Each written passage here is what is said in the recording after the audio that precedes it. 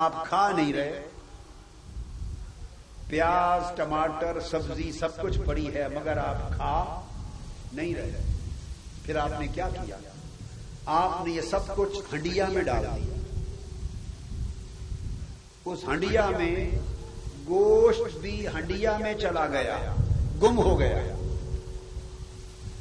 سبزی بھی ہنڈیا میں ڈال دی گئی، نمک بھی ہنڈیا میں ڈال دیا، مرچیں بھی ہنڈیا میں ڈال دی، پیاز ٹماٹر بھی ہنڈیا میں ڈال دیا، گھی بھی ہنڈیا میں ڈال دیا، سارا کچھ ہنڈیا میں جو لے کے آئے تھے، جب آیا تھا ہر شے کا وجود جدا جدا تھا۔ یہ مفردات تھے، یہ اجزاء تھے، یہ افراد تھے، ایک ایک فرد تھا۔ جب تک تنہا تنہا ایک ایک جز تھا، ایک ایک فرد تھا، آپ کے کام نہیں آ رہا تھا۔ پھر آپ نے سارے اجزاء کو، افراد کو ملا کر ایک شے میں گم کر دیا، پکاتے رہے پکاتے رہے، سالن پک گیا، اور جب سالن پک گیا آپ نے بچا ہوا نمک بھی اٹھا کے الماری میں بند کر دیا۔ کیوں بھئی نمک واپس کیوں رکھ رہے ہیں؟ آپ نے کہا اب اس کی ضرورت نہیں رہی۔ مرچیں بھی بند کر کے الماری میں رکھ دی، بھئی کیوں رکھ رہے ہیں؟ نہیں جی اب اس کی ضرورت نہیں رہی۔ گھی بھی بند کر کے رکھ دیا، کیوں؟ آپ بولے اس کی اب ضرورت نہیں رہی۔ الغرض ہر وہ شے جس کی آپ کو ضرورت تھی اور جسے پیسے بھر کے آپ بازار سے خرید کے لائے تھے، ایک وقت آیا کہ آپ نے وہ سب چیزیں بند کر کے الماری میں رکھ دیں اور کہا اب ان کی ضرورت نہیں رہی۔ کیوں؟ آپ نے جواب دیا جس چیز کو ہم بنانا چاہتے تھے وہ بن گئی، اب ان سب چیزوں کا کام ختم ہو گیا، اب مقصود مل گیا۔ مقصود کیا ہے؟ سالن تیار ہو گیا۔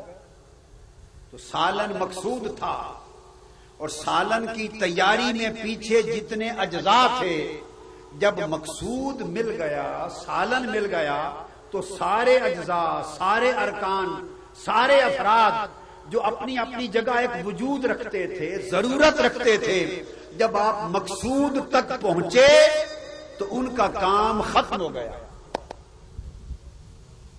اس سے پتہ چلا کہ ایک وقت میں ہر فرد ضروری ہوتا ہے، ایک وقت میں ہر جز ضروری ہوتا ہے، مگر وہ جز جس کے لیے بنے تھے، وہ فرد جس کے لیے بنے تھے، لائے گئے تھے، جب وہ مرکب مقصود آ جائے تو سارے فرد ان کے کام ختم ہو جاتے ہیں،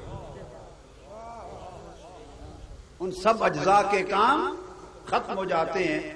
تو سالن کی شکل میں جب مقصود آ گیا تو جو سارے اس میں کھپ گئے تھے، اس میں صرف ہو گئے تھے، اس کے بننے میں استعمال ہو گئے تھے، اب ان سب کو آپ نے الماری میں رکھ دیا، کہا آئندہ ہمارا کام اب مرچ مسالے نمک سے نہیں، اس سالن سے ہے۔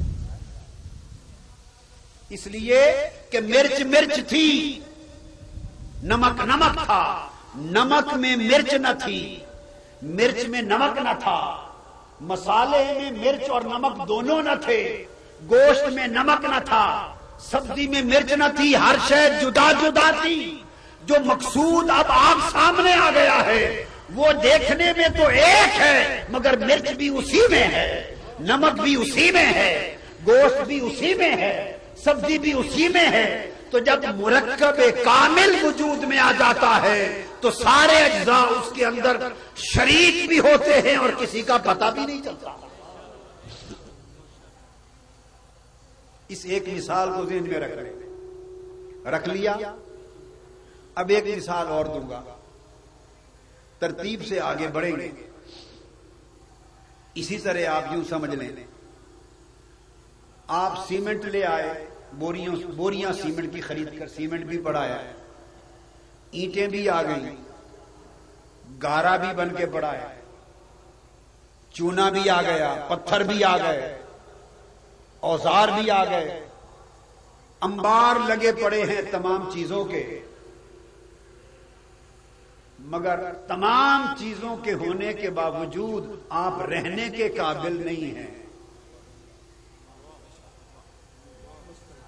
لکڑیاں بھی پڑی ہیں، شہتیر بھی پڑے ہیں، سریا بھی پڑا ہے، سیمنٹ بھی پڑا ہے، اینٹیں، سب کچھ پڑا ہے، کمی کسی شے کی نہیں، مگر کوئی آپ سے کہے جی اب اس میں رہ لیں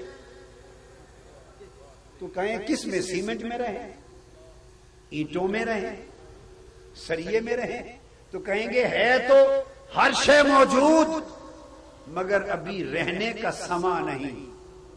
پھر کاریگر آ گیا، اس نے ان ساری چیزوں کو اپنی اپنی ترتیب کے ساتھ ملا دیا، اینٹیں لگتی گئیں، سیمنٹ اسی میں صرف ہو گیا، چونا اسی میں لگ گیا، سریا اسی میں کھپ گیا، لکڑی اسی میں لگ گئی، شہتیر اسی میں لگ گئے، ساری چیزیں جڑتے گئیں، کسی شے میں کھپتی گئیں، باہم ملتی گئیں اور رفتہ رفتہ اپنا وجود مٹاتی چلی گئیں۔ جب سب کچھ مل گیا تو جو نئی چیز وجود میں آئی اس کا نام مکان بنا، آپ اس مکان میں رہنے لگ گئے۔ جو سریا بچا تھا کہا اس کو بھی اٹھا کے رکھ دیں، اب اینٹیں بھی اٹھا کے رکھ دیں، جو جو بچ گیا تھا کہا اب ان کا کام، بولیے نا، ان کا کام ختم ہو گیا۔ کیوں کہ مقصود حاصل ہو گیا، مقصود حاصل ہو گیا۔ تو جب مقصود حاصل ہو جائے تو اس مقصود تک پہنچنے میں جس جس شے کی ضرورت تھی ان سب چیزوں کا کام ختم ہو جاتا ہے۔ ایک حد تک ان چیزوں کا کام تھا، جب آپ اپنے منزل تک، مقصود تک پہنچ گئے تو ہر ایک کا کام، بولیے، ختم ہو گیا۔ اب غیر ضروری کوئی چیز نہ تھی، بیکار کوئی چیز نہ تھی، ہر چیز کارآمد تھی، مگر ہر چیز کے کام آنے کا ایک وقت تھا۔ اب سیمنٹ تھا مگر اس کو مکان نہیں کہتے تھے، سریا، اینٹیں، گارا سب کچھ تھا مگر ان کو مکان نہیں کہتے تھے۔ جب یہ سب کچھ مل گیا تو مکان بن گیا، جب مکان بنا تو ان سب چیزوں کا کام ختم ہو گیا، اب رہنے والوں کو مکان کی ضرورت ہے۔ تو اس دوسری مثال سے بھی جو بات میں سمجھانا چاہتا ہوں اور آپ کے ذہنوں میں بٹھانا چاہتا ہوں وہ یہ کہ جب مقصود حاصل ہو جائے تو اس مقصود تک پہنچنے میں جن جن چیزوں کی ضرورت پڑی وہ کارآمد چیزیں تھیں، مگر ان کا کام مقصد حاصل ہو جانے کے بعد ختم ہو جاتا۔